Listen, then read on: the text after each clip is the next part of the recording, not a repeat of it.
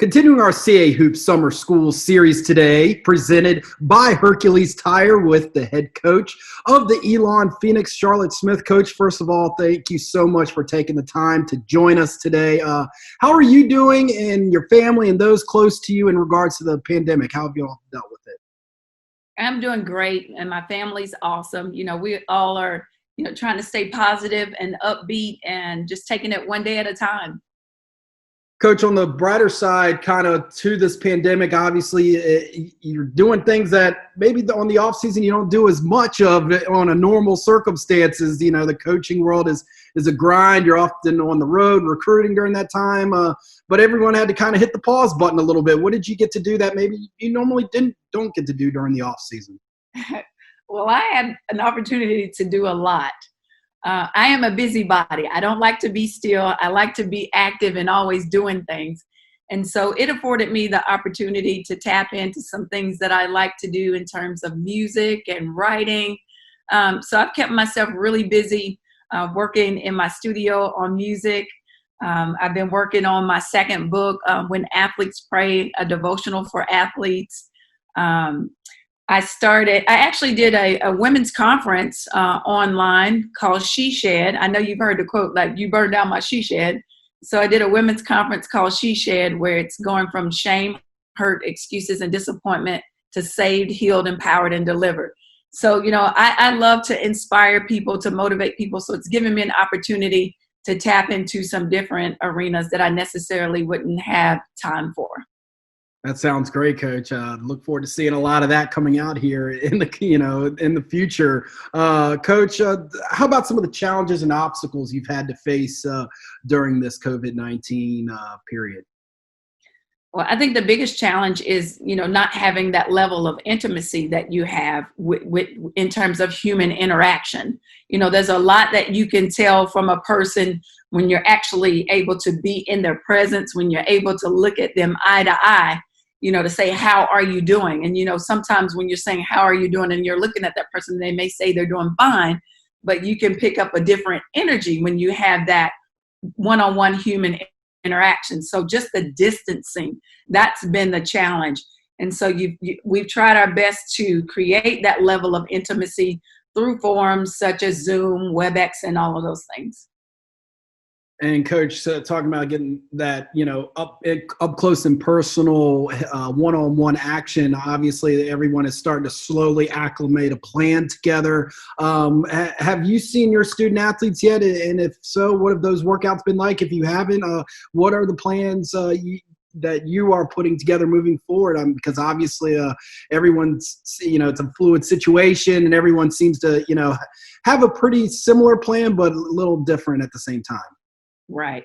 Well, fortunately for us, we were able to have our student athletes back for summer school. So summer session 1, we started with a smaller group of only 4 athletes. And then summer session 2, we brought back more athletes. So we've tried to phase it in and not try to rush things, and be smart and use wisdom in terms of trying to get back to some sense of normalcy. So we were able to have our student athletes back for the summer, help to get them acclimated. And we actually are checking in now in terms of school. So we don't start until tomorrow. So we've had move-in day for the last week and a half. And so our staff, we've been involved.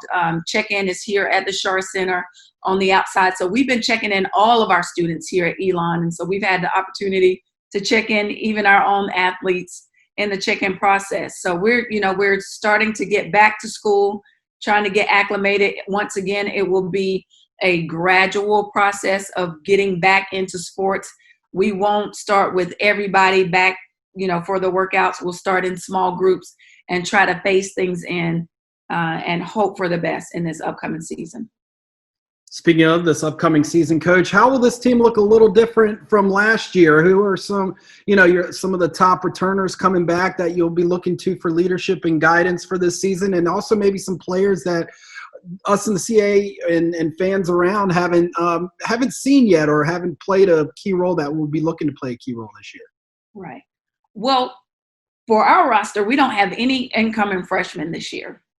And so we have all of our players from last year, with the exception of Jada Graves, who graduated, returning.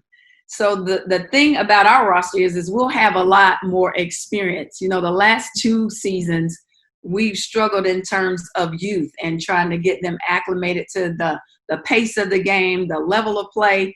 And so I'm excited this year that we have everybody returning and we finally have some experience under our belt. We have our top 5 scorers returning, one being in Ariel Colon, who's our top scorer. And I'm super excited to see her play this season. She is such a gym rat and has such a great work ethic and a passion for the game. And so she was here all summer and is just really excited about the upcoming season. We have Brie Perpignan, our point guard, who we played at the wing some, returning, and she's a water bug. She's the one that makes our engine go in terms of playing at the level and the pace that we want to play. Jalen Powell, who's our 3-point bomber and our Swiss Army knife. We play her everywhere. So we have her back. And then Saudia Mufford, who's another one of our little water bugs that makes the engine go. And then Kayla Lyles. So we have our top 5 scorers back. And so we're excited about the upcoming season. Different faces that you may see this year. Peyton Carter, who transferred from Colorado. She'll play at the point for us as well. And so we're really excited. She's a savvy point guard and can can score at multiple levels. And then we have a transfer in Ivana McGill from UNC Asheville, who will bring some power down inside in that low block and some experience. So definitely excited about the upcoming season and excited to have those 2 newcomers on our roster as well. And as far as like incoming freshmen, like I said, we don't have any freshmen. And this is one time where I'm glad we don't, because this is and my hat is off to anybody who's navigating through, a pandemic and incoming freshmen.